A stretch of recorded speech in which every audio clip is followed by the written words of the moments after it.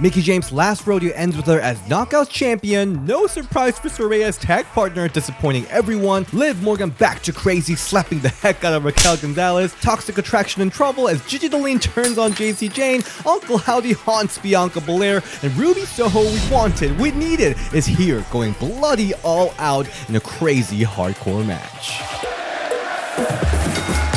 Welcome everyone to Ring the Bell. This is DS and this is Women's Wrestling Weekly. I am feeling a little under the weather, but this is such a fantastic week for women's wrestling. There's just so much to talk about, all the way from Mickie James's final Last Rodeo match to AEW mystery partner situation and then that brutal hardcore match. So let's start from last night's Raw. We first see Becky come out of the audience. She's the people's man now, and she calls out Bayley the Karen. And as Bayley comes out, they start doing this whole history lesson of women's wrestling about how Bayley peaked as the hugger in 2015, the Divas Revolution, and how Bayley wasn't called up with the rest of Four Horsewomen, and how Becky Lynch became the man from A Punch Gone Wrong. Again, a whole history lesson relaying the history between the two. Then Becky challenges Bayley in a steel cage match next week on Raw to see if she can beat her without the help of Io and Dakota, and Bayley unwillingly accepts. This was an interesting segment. Bayley and Becky actually never really had a whole feud of their own, so to think about it, it is pretty cool that they're finally doing a program together, although it also makes me sad that the Four Horsewomen Fatal 4-Way match at WrestleMania would never happen now. Or maybe it will. But I don't know if it feels as big as it should. It's an awkward time right now, right before Rumble, so I'm generally kind of unsure where they're going with this. Potentially a blowout match or Mania? I don't know. Then we see the Raw Women's Champion Bianca Belair return from the injury sustained by Alexa Bliss to cut a promo, and she looked so cute with that jean shorts.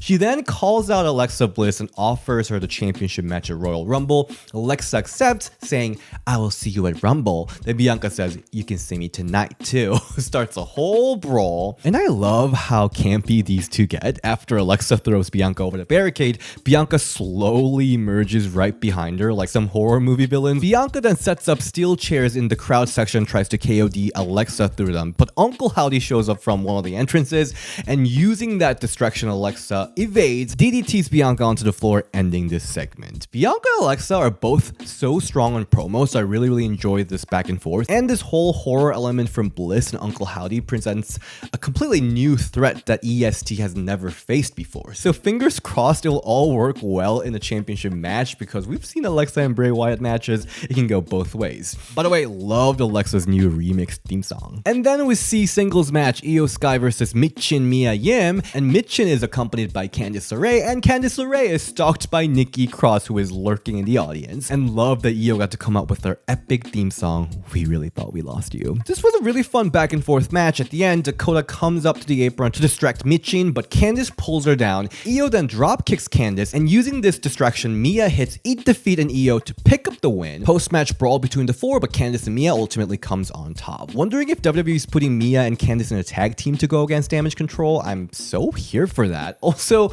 I'm really curious how Nikki Cross' whole stalking situation is going to come into this equation. Maybe in Royal Rumble? Either way, this was fun. Satisfied. We also see Solo Sikoa threatening Dominic, but Mommy is here to save him. Rhea Ripley interrupts to go face to face, and Solo does not back off. Now this will be an interesting match, but Rhea Ripley might as well just come out with Nikki Bella's theme song, because everybody's like, "You can look, but you can't touch." Touch it. Touch the mommy. Let's get some badass intergender match. And speaking of, it was officially announced that the Bella twins will be returning to WWE for Raw XXX.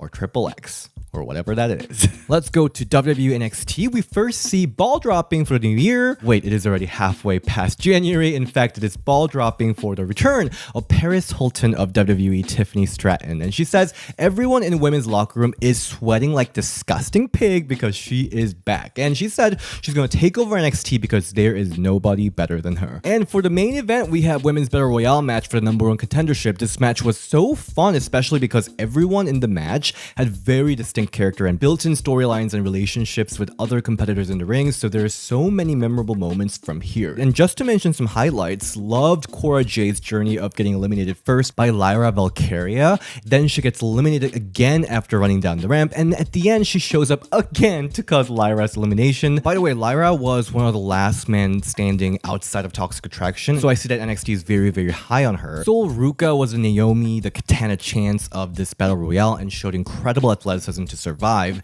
And Wendy Chu saving herself from elimination, landing on the cushion, but Elektra Lopez coming to swipe the cushion off of her was really, really funny. And at the end, only Gigi Dolin and Jacy Jayne of Toxic Attraction survive. And after they celebrate for a bit, Jacy volunteers to eliminate herself, but it was fake, and she super kicks Gigi, tries to eliminate her, but fails, and they both fall from the top rope. And with multiple replays, officials agreed to crown both of them as the winners. I am a little bit mixed about this result. The finish was really, really fun. Jacy turning on Gigi was something I did not expect to happen, and having both members of Toxic Attraction challenge Roxanne Perez in a triple threat match sounds like a really great first defense for Roxanne. That said, I'm so sad that they're already teasing the end of Toxic Attraction right after Mandy Rose's departure. They have so much more potential as a team even in main roster, so this is a really, really sad news for me. Either way, the match and the finish was super entertaining, so I'm very satisfied. NXT also aired a teaser promo for Stevie Turner, who is a Twitch streamer character. Remember the days when WWE banned their superstars from doing Twitch? Times have changed. So this AEW Dynamite episode was the episode we were all waiting for. So in early December, Britt Baker gave 2 tickets to Saraya and told her to find a partner for this tag match. And since then, speculation about Saraya's mystery partner was going rampant. People were speculating everyone from Mercedes Moné to Nia Jax, Mandy Rose, even Alicia Fox. And both Saraya and Tony Khan were talking about this mystery partner in multiple media interviews, adding to that speculations. And last week,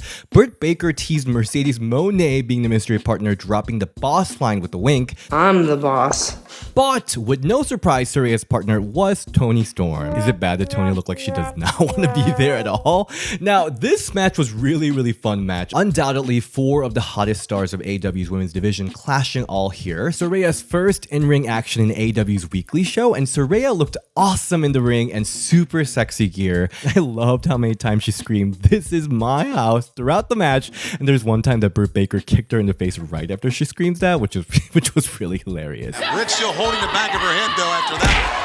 AEW Women's Champion Jamie Hayter is so freaking over with the crowd that people were actually booing Saraya and Toni at points. Halfway through the match, Hikaru Shida, noticeably dressing in matching color with Britt Baker and Jamie Hayter, comes in with the kendo stick, and Shida just kind of stands there for most of the match until the end when both Toni and Jamie were down and Rebel was distracting the referee. She slides in her kendo stick into the ring, and Britt Baker picks it up to strike Toni, and Jamie finishes her off with the Haterade for the win. And Hikaru stands there, seemingly all surprised as she may have costed Toni and Saraya the match with the surprise Pikachu face. This was a great match, great action, and I love the storyline brewing between Toni, Storm, and Hikaru Shida. And I love the mystery of what the real intention of Shida was here. But we have to talk about the elephant in the room, the Monelephant. Let's be honest, we were all expecting some sort of surprise. We all expected Sasha Banks and Savior, but the partner was announced as Toni Storm last week, and it's you stupid fans who drummed up these expectation comments, because let's not act all cute and naive. AEW knew exactly what they're doing, teasing the mystery partner for a whole month with the very specific 2-ticket situation, which was not even used here. It was smart, I give you that. People who normally don't watch AEW also tuned in to see who Saraya or WWE's Paige would bring into AEW, and AEW in fact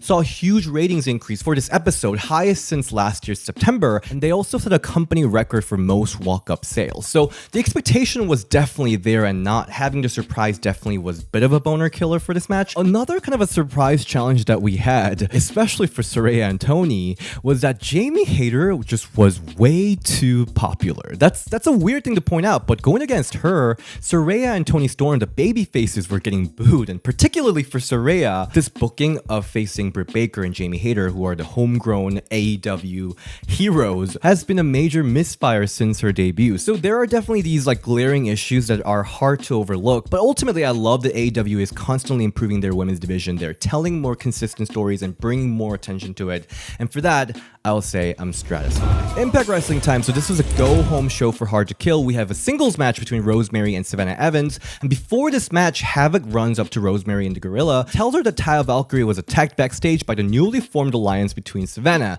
Tasha, Giselle, and Jay. And even in this match, Rosemary falls victim to this number numbers games using Giselle's distraction, Savannah hits Rosemary with the full Nelson chokeslam for the win. Giselle and Jay Vidal are like my favorite duo right now in pro wrestling. Love how fabulous they are together, and I died when Jay tapped Rosemary with that gay-ass fan.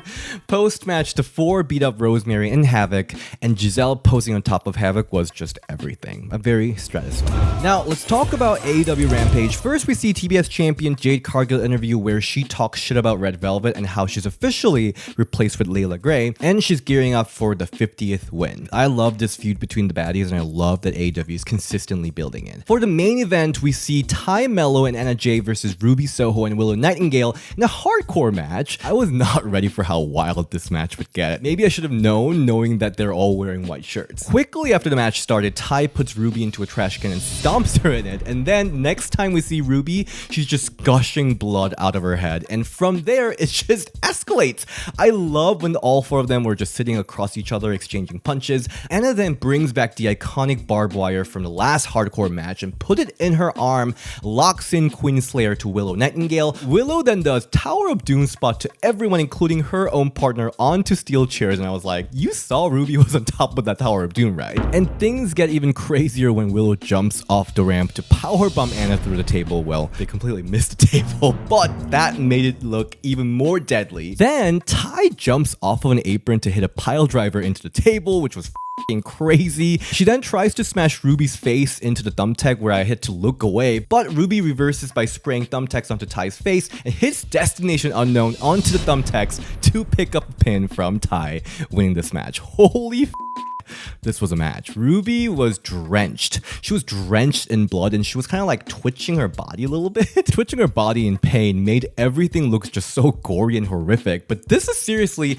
the best Ruby looked like ever, maybe? Not necessarily because of the blood, but definitely that added to everything. But we wanted this badass ass-kicking Ruby forever, and because she's just so good at selling, I feel like she was always defaulted to that underdog role, so I'm really glad that she was able to knock it out the park with this gruesome hardcore match and looked like a badass. And that post-match photo of Ruby, which I'm gonna make it black and white for the viewer, the color contrast of her hair and the blood, just badassery, makes it look like a movie poster. I also love Anna and Ty in hardcore matches. I just love whenever Anna gets super intense, and Ty has one of the most expressive faces in wrestling, period, so her evil facial expressions contrasted with her cute face is just perfect for evil hardcore matches like this. And Willow Nightingale, she's like a walking Disney character, so it was really cool to see a different side of Willow here. My only wish here was that this match happened after a really good storyline build. You know, brutal matches like this one are particularly effective when an audience can feel that, oh, these want to murder each other, right? Like when Lita beat the shit out of Trish Stratus at Survivor Series, we were all like, go get her, Jade, go get her. Or a more recent example of Mickie James and Deonna Purrazzo in their hardcore match, and yes, they had series of matches and segments, but with Ruby coming back from an injury from Ty, I think they really could have built a story that everyone could feel Ruby's blood boiling. So that's a little tiny wish I had about this, but again, mad respect for all the women in this match, super satisfied. This was awesome. On WWE SmackDown, we saw Xia Li versus Tegan Nox, very random match, and in 3 minutes, Tegan evades Xaya's running knee and hits her shiniest wizard for the win. It's good to see Xia and Tegan get featured on TV. I wouldn't say they were used effectively, but good to see Tegan heading into Rumble with some type of momentum. I always think Shiny Wizard is such a cool name for a move, only to be not that impressive. That move isn't that shiny or wizardy for me, but that's just me. This was a fine match. Good, not bad. We then see Emma and Maxine Dupree telling Liv Morgan that it was stupid for her to enter Royal Rumble as number 1. First of all, love seeing Maxine with all the girlies, and yeah, it is realistically such a dumb idea. And then Raquel piles onto your dumb Liv Morgan group and tells Liv that it's dumb, especially for someone of her size. I thought she was face. Raquel then says she's just built to win this Rumble. I don't know about you, but sometimes people who are like acting all nice but throws in shade are even more annoying than those people who are just straightforward. Raquel Raquel was so that, and Liv hits her with the huge slap. That was a really good one, an extra point for that palm reading bullshit. For what it's worth, I got my palm read today. And then we see Liv Morgan versus Raquel Rodriguez, which was a really fun match to build for Royal Rumble. At first, Raquel easily throws Liv over the rope, still being asshole about going number 1 is stupid. Liv then gets all turned up and goes crazy, repeatedly slamming her head into the turnbuckle, then clotheslines Raquel over the rope, taunting her. She then throws Raquel into a steel steps and sets her up on a table with crowd going crazy, but Raquel rolls off before Morgan can dive and hits Tahana Bomb for the win. I love this match. I love that Liv ditched Tegan and got back to her crazy character. She's still super over with the crowd, and I know people are mad that Liv lost here, but she still has the best storyline going into this Rumble. And then we have Sonya Deville, who's honestly so smart here. She saw Charlotte Flair come in to just ask for a title match and win, so Sonya then asked for a chance last week, and she damn knows that she has no chance of winning Royal Rumble over 29 other women, so she is pestering Adam Pearce again this week, and when that doesn't work, she just straight up goes to Charlotte Flair, starts attacking her, and pisses her off to get that title opportunity.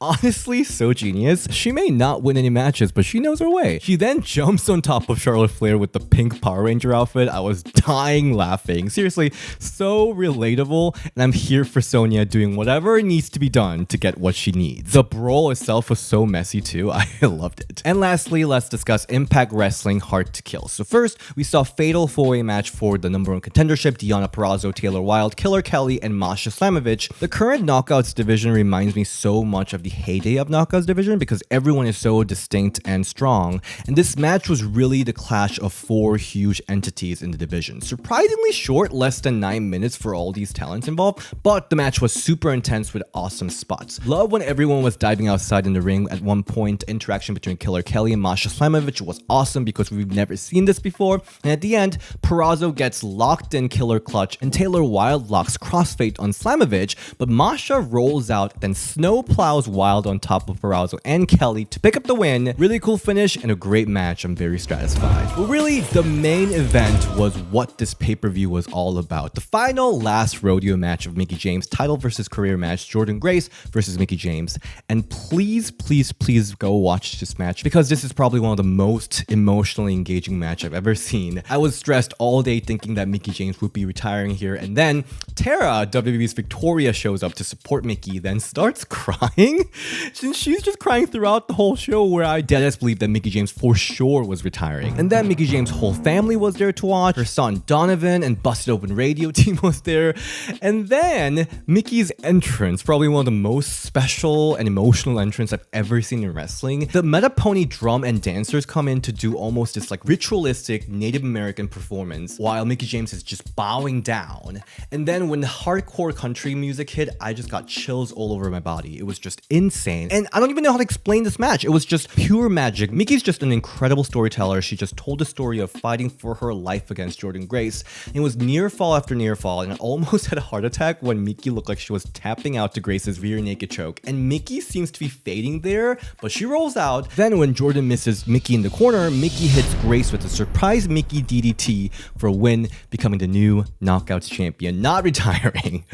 This match was again insanely good. Fully thinking I'm witnessing Mickie's retirement here, I was in the edge of my seat, and I am suing Impact Wrestling for all the emotional distress that they've given me for weeks leading up to this, and especially during this match, during this night. I've never been so emotionally engaged in the match. It was really magical. And I'm also suing you, Victoria, for crying because you really got me. Seriously, so awesome. And yeah, I'm so glad that Mickie's not retiring yet. She delivered this insane classic, and I'm honestly a little worried for her because how the heck is she going to top this for her actual retirement? This was perfection from the main event spot to the video package to the entrance to Victoria crying to the insane chemistry they had to the finish. I don't know how she's going to top this, but also mad props for Jordynne Grace. Seriously, what an amazing reign she had. She had so many 5-star matches against Masha, against Mia. She really proved herself to be one of the greatest of today, and this match solidifies that fact. Incredibly proud of both of them, and I'm excited to see what Mickie James will do with this last run. so satisfying. Thank you everyone for watching this week's review. This week really was special. So many awesome moments and matches. But if you haven't checked out our interview with Candice Michelle, where she count down top 5 moments of her career, WWE took down the original upload, so I'm pissed about it. So I re-uploaded it, but the views are really low, so go help. Please rewatch it. Watch it if you haven't, liking it, commenting on the video. Thank you. And you can find me online at DSShin on Instagram and Ring the Bell DS on Twitter. Alright, see you next time. Bye!